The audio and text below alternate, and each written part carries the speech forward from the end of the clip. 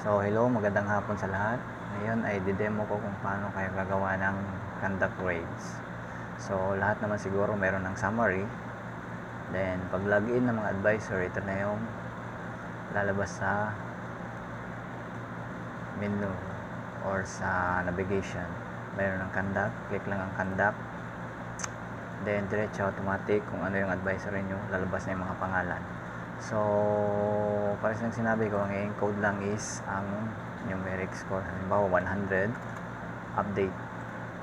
Okay, then update, outstanding. Lalabas na yung kanyang equivalent. If ever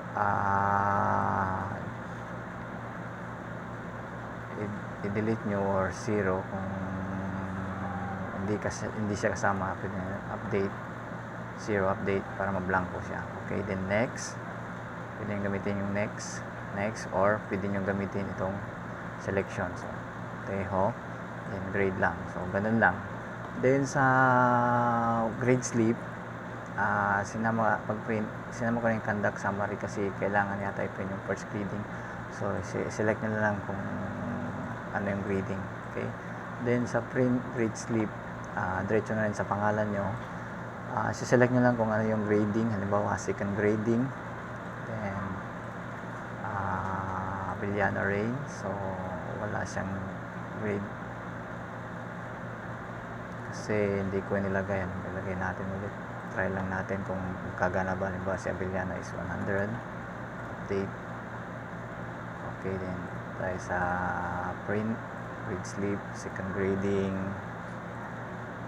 Abellana. Okay, yun na, outstanding. Okay, then parehas lang, nandyan na rin yung LRN ng bata. Then sa printing, parehas lang, ganun na rin. Okay, sa printing, make sure lang pag print nyo kasi meron yung headings dito sa taas.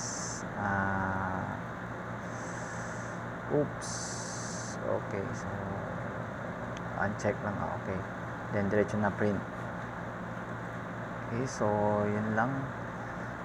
Halimbawa kung hindi lumabas yung mag-message lang kayo kung hindi ito lumabas itong conduct, or i-log out nyo lang ulit, then i-log in para ma-update yung account nyo.